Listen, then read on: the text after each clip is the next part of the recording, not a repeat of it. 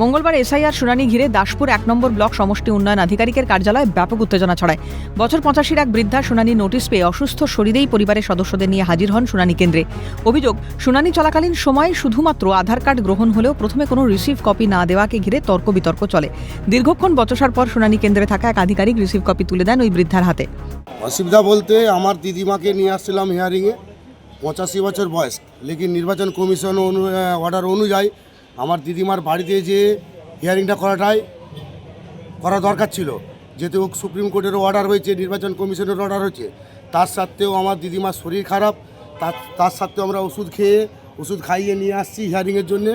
হিয়ারিংয়ে আসার পরে যখন আমরা সব কাগজপাতি জমা করছি, দিয়ে বলছি রিসিপ্ট চাইছি, বলছে রিসিপ্ট দেওয়া হবে না। বলছি কেন রিসিপ্ট দেওয়া হবে না?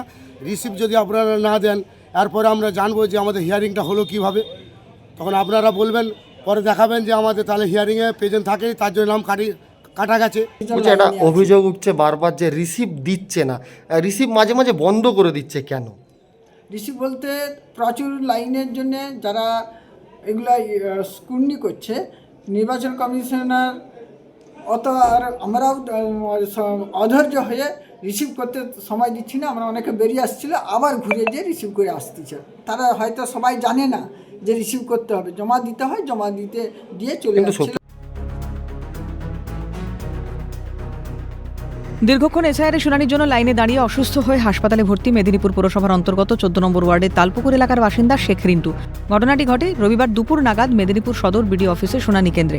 গোটা ঘটনায় ক্ষোভ প্রকাশ করেন ১৪ নম্বর ওয়ার্ড তৃণমূল নেতৃত্ব। ঘটনার পর গোটা শুনানি প্রক্রিয়া নিয়ে ক্ষোভ প্রকাশ করে নির্বাচন কমিশনকে আরও মানবিক হওয়ার অনুরোধ জানিয়েছে তৃণমূল। একটা বুথে ৩০০ জন, কিভাবে এতজন মানুষকে হিয়ারিংয়ে ডাকা হয়? যদি এটাকে পাট করে ডাকা হয়, আমি নির্বাচন কমিশনকে মানবিক হতে বলব যে আপনারা একটু দেখুন, এইরকমভাবে হিয়ারিং পর্ব করলে সাধারণ মানুষের বিভ্রান্তির শিকার হচ্ছে। বহু মানুষ আজকে কাজ ফাঁকি দিয়ে, তাদের রুজি রোজগার বন্ধ করে দিয়ে মানুষ লাইনে দাঁড়িয়ে আছে। একদিনেই ৫,০০০ শুনানি নোটিশ দেওয়ার অভিযোগে সরগরম বারাসাত ১ নম্বর ব্লক। অভিযোগ, এক একটি ভোটারকে ৩ থেকে ৪ বারের বেশি শুনানিতে ডাকা হচ্ছে। ব্যাপার হচ্ছে যে এই নির্বাচন কমিশনার সাধারণ মানুষকে যেভাবে হয়রানি করছে নোটিশ জারি করে, এরা প্রথমে বিজ্ঞপ্তি জারি করে বলল ২০০২ সালে যাদের নাম আছে তাদের সবাই অ্যালাউ হয়ে যাবে, কোনো অসুবিধা নেই। এই নিত্য নতুন এক একটা করে ফরমান জারি করছে, মানুষের হয়রানির শেষ নেই। আমরা দুবার এসেছি, আর তারপরে একবার হিয়ারিং হয়েছে, আবার হিয়ারিং। তারপরে বড় কথা, বিশেষ করে